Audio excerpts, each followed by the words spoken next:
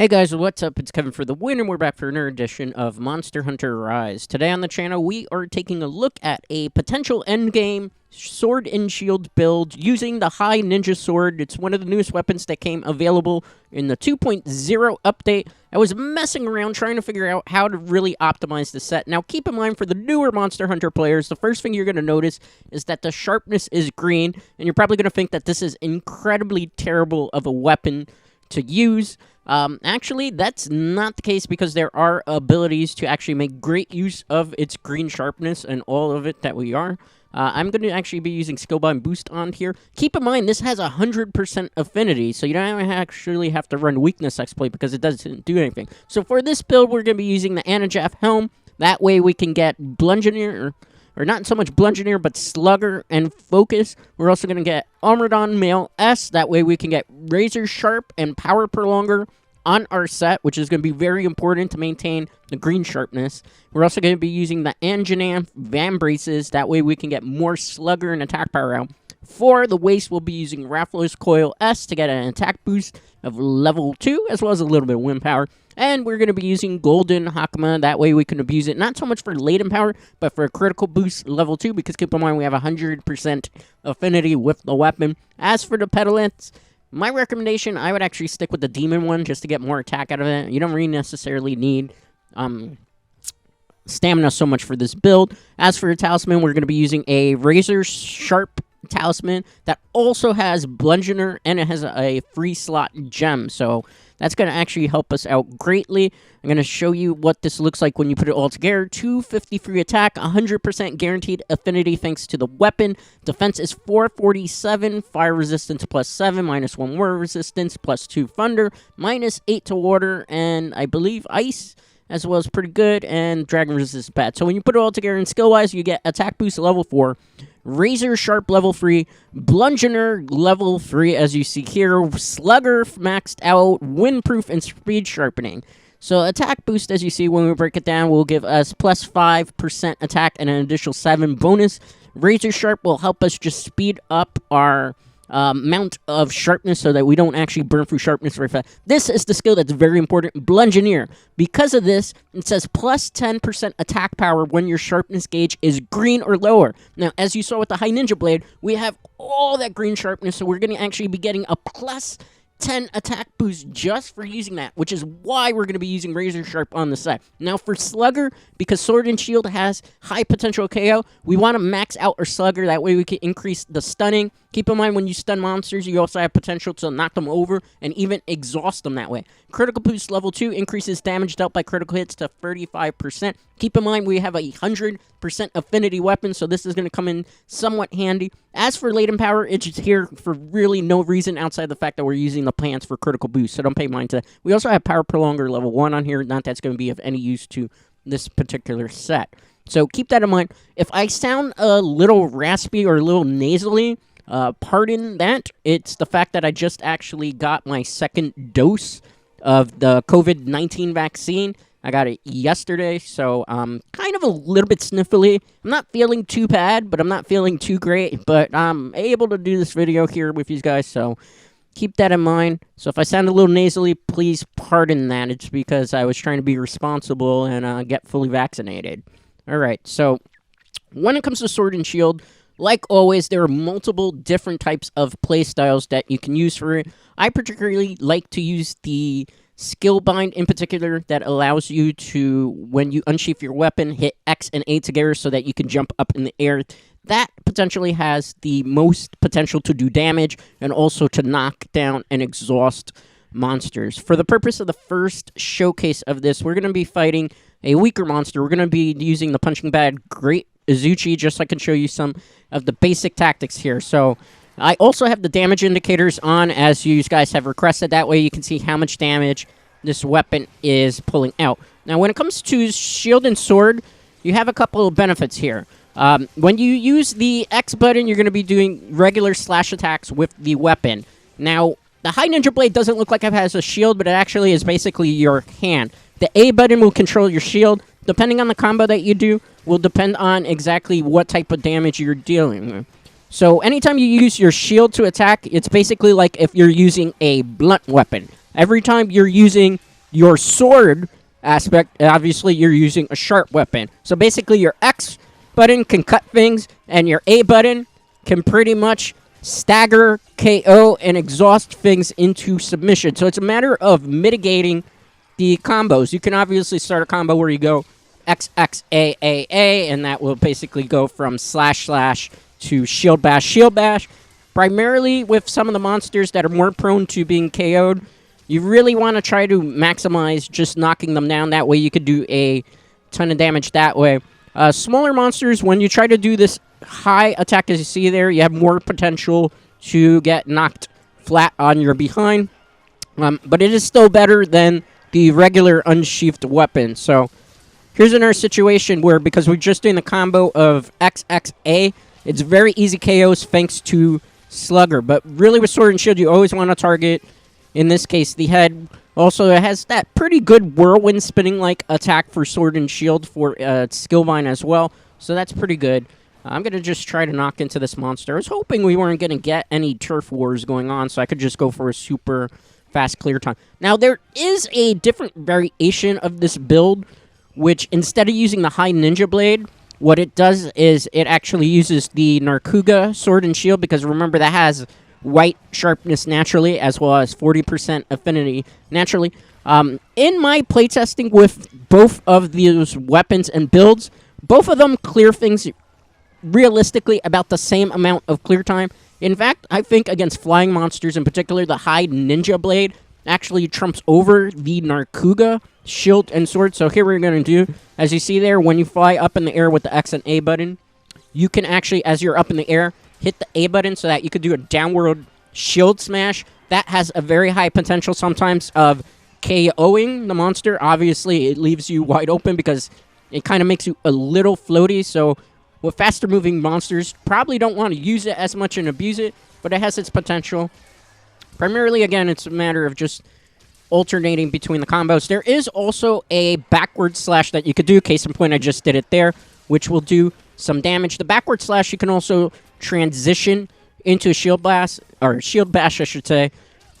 Really, that is dependent on the direction that you do it with. As you can see, this Great Azuchi is about to go down, so this is pretty fast clear time. It could be a little bit faster if we didn't have the interruption of the turf war, and if I didn't miss one or two crucial up in the air combos that I did here. But as you can see, it's going to be limping away. What we're going to do here is we're just going to pick up the shinies because I'm kind of greedy. And although we don't necessarily need the Great Azuchi parts, because I have a ton of them, I use it a lot as a punching bag. What I like to do, sometimes I will just actually sell them at the end of the subquest, or actually the quest, I should say, to actually make some very fast money. Because if you have like hundreds and hundreds of Great Azuchi parts, you really don't need any more of them, do you? Really? Okay, so as you can see, the top blue icon there that is right underneath the Great Azuchi means you could capture the monster if you want. It also means that it is close to death. Obviously, there's not really a reason to capture Great Azuchi, so we are just going to grant it its swift exit out of this world and into the afterlife right now. Okay, see, that's the backwards move that I was talking about, but its range is not very good. It's better to use that particularly on basically larger monsters, slower moving targets in particular. Okay, so we took down that Great Azuchi significantly fast. We probably could have even shaved off an additional 30 seconds there if we didn't have to go through that turf war and, you know, the dumb bird didn't come in and actually mess things up. Akono-sam, I believe is how you pronounce its name, that pigeon thing. That pigeon thing actually goes down pretty fast against shield and sword weapons as well. So shield and sword kind of gives you the best of both worlds. Gives you the ability to cut things. It gives you the ability to KO things. And you also are able to guard things hitting, I believe, if I remember correctly, it's the ZR button. One extra benefit to sword and shield that I must touch on is the fact when you're moving around, when you have your shield active, you can actually use healing items and other items simply by using the regular thing that you would do, holding an L and moving a thing, and using the Y button. So when you're actually guarding with the shield, you can actually use items. That comes in kind of handy for more of the flying monsters where maybe you need to queue up your flash bombs, like against Rathalos, particularly, or Rathian. It is a little awkward trying to get the hang of that, but it is very doable. As for other skills that you can run on here, because obviously there's many ways you can run Sword and Shield. If you wanted to, and you had the gem space, but you'd probably have to forego a whole bunch of attack or KO. You could actually put in Stamina Thief, maybe if you got like a really good talisman with obviously Slugger on it, or maybe even Razor Sharp.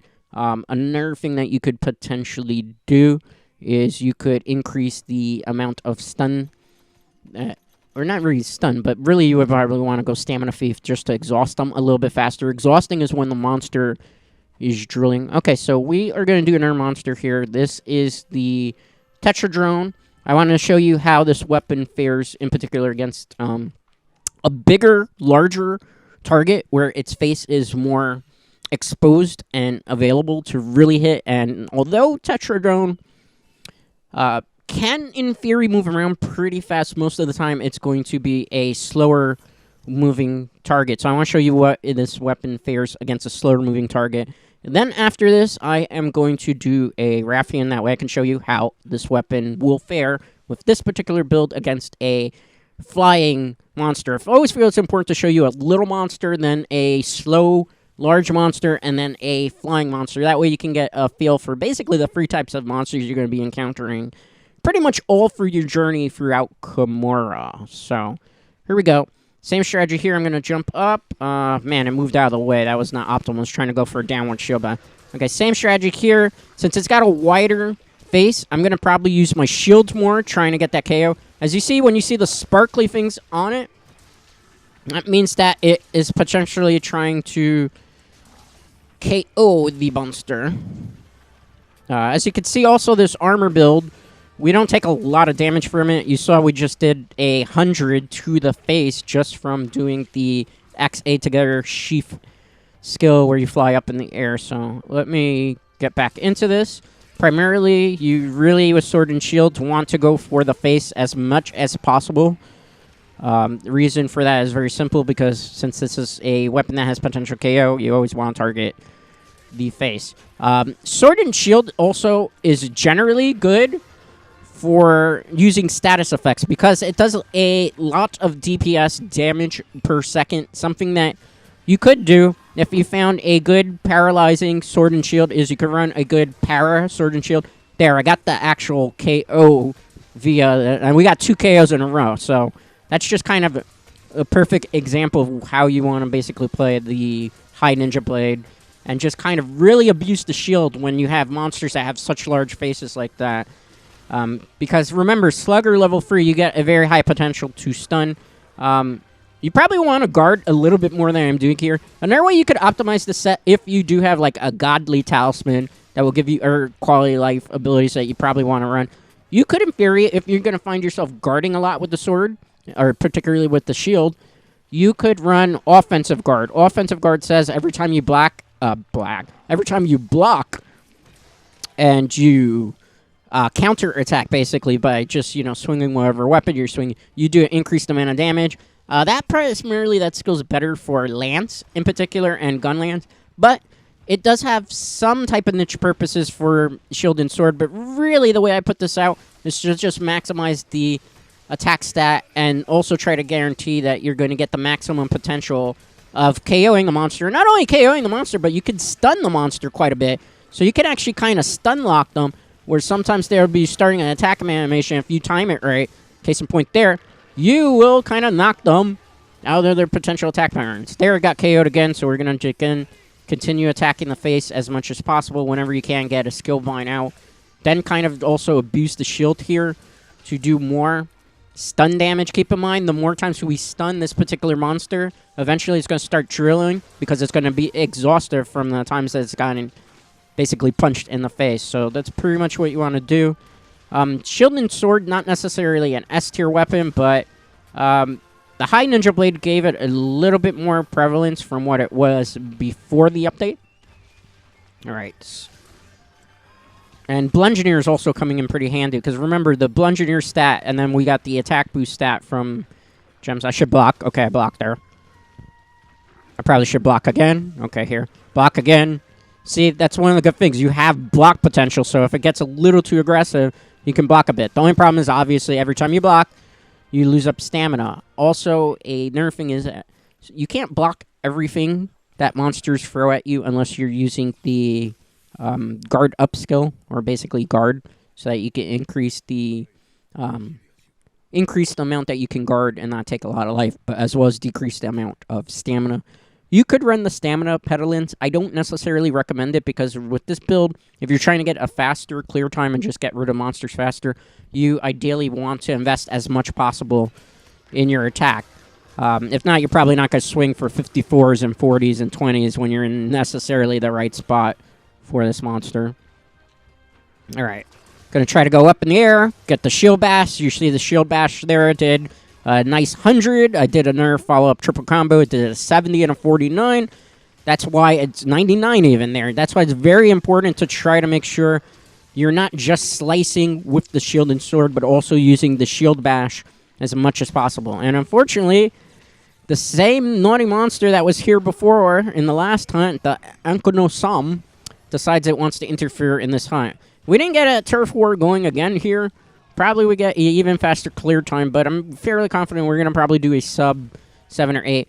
With a high ninja blade, usually in a group of 4 that are experienced, and they're using good weapons, and you're all kind of on par with it, and using pretty much optimal sets, in theory, you should be able to take down most monsters between 4 minutes. If it's one with a lot more HP, maybe an Elder Dragon might take maybe sub 5, sub 6.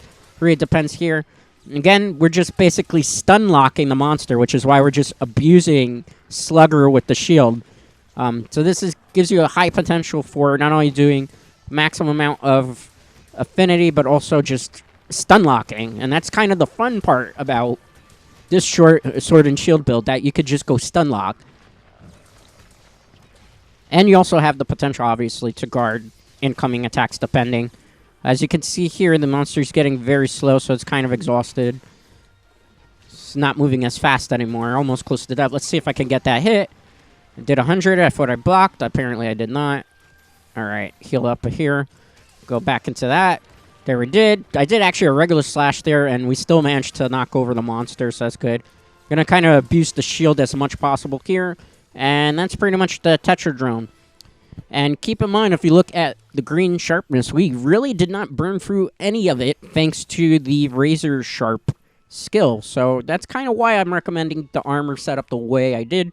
Obviously, if you have your own type of build that you're using for the high ninja blade, definitely leave it in the comments. We can open up a dialogue. I like to definitely hear what people are experimenting with. Also, keep in mind, when it comes to a lot of these Monster Hunter Rise armor sets that I'm covering and weapons, it's very dependent on whether or not you get good talismans or not, because obviously everybody's at the mercy of RNG. Sometimes you run into some really bad talismans even after the update. It feels like maybe after every 50 hours you might get that one godly talisman. In particular for me, I got a level 3 earplugs with also a level 3 gem slot, as well as a level 1 slot.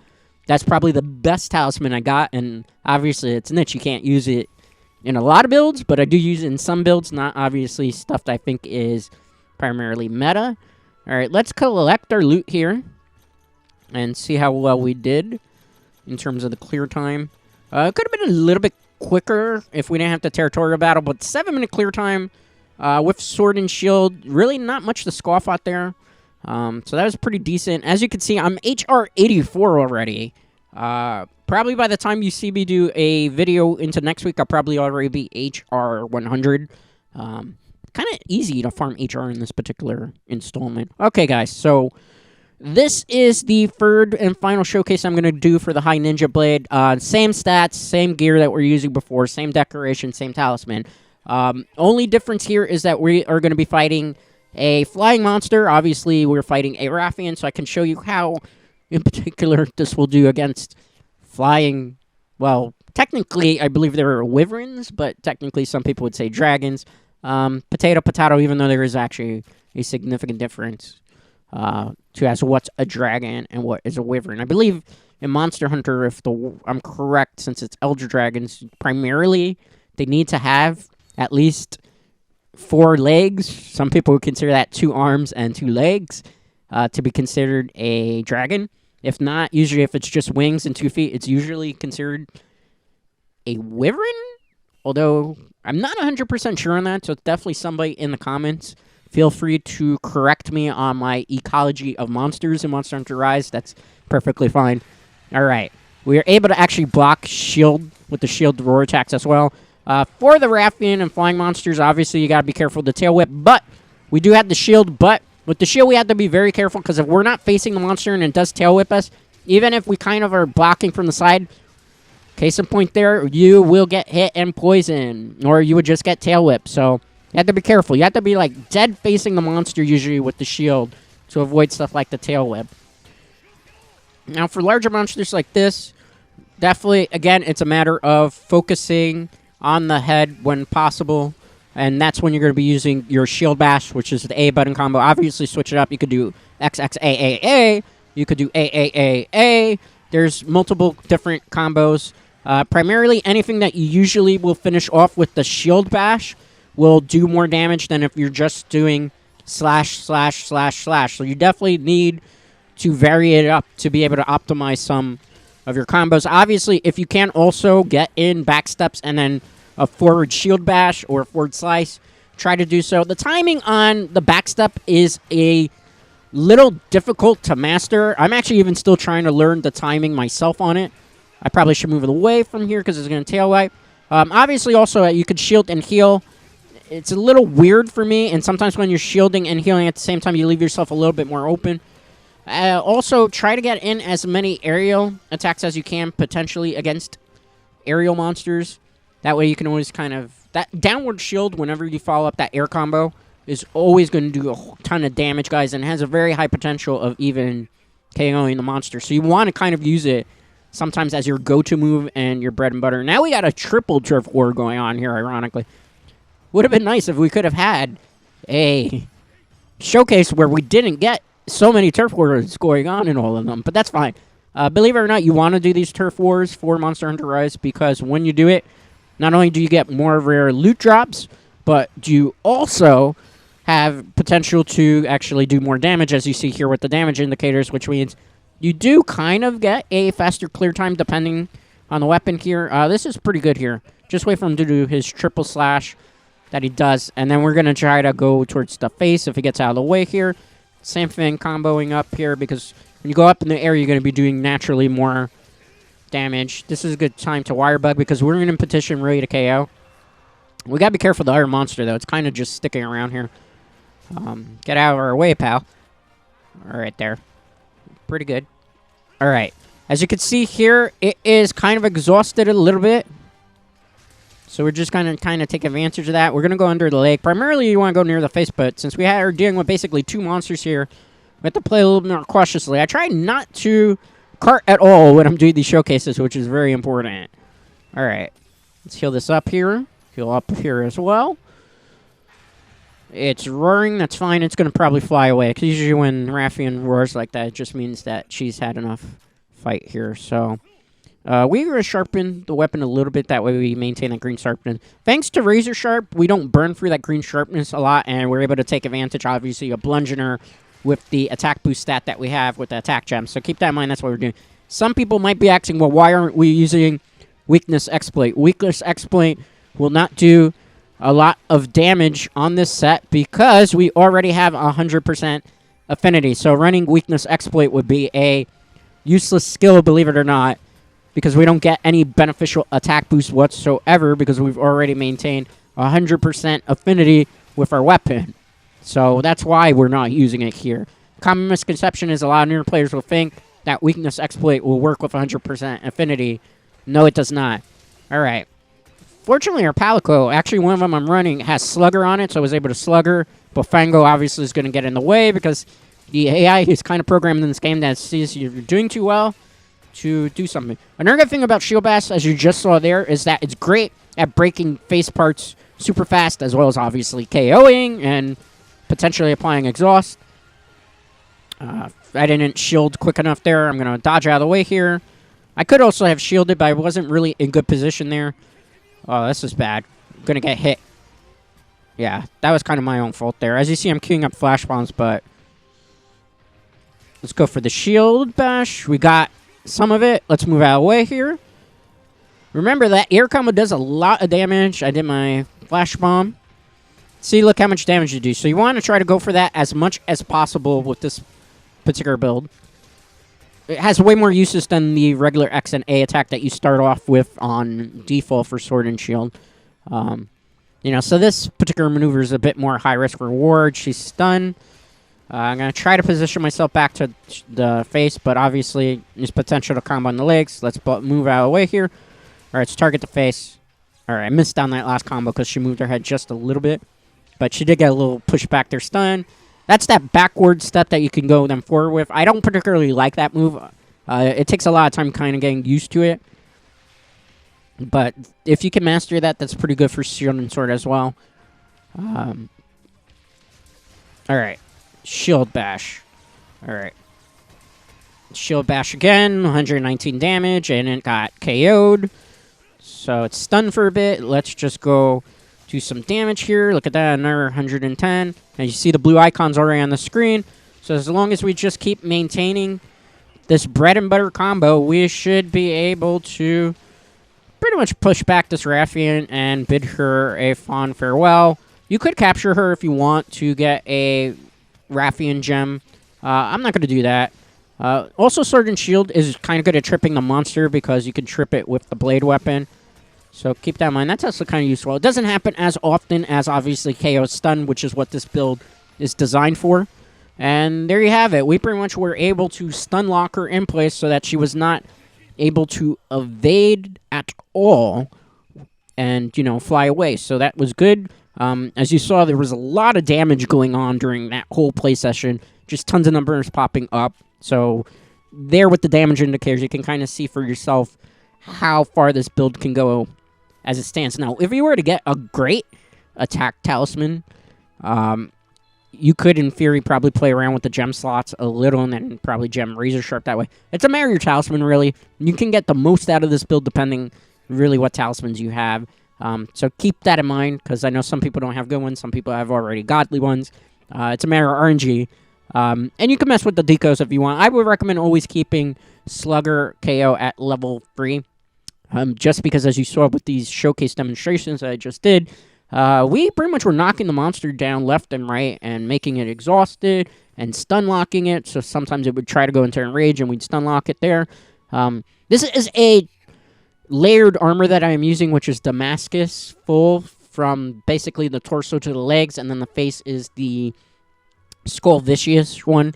That's why my armor looks like that for some of the newer players who are like, well, it don't look like that when I build it together.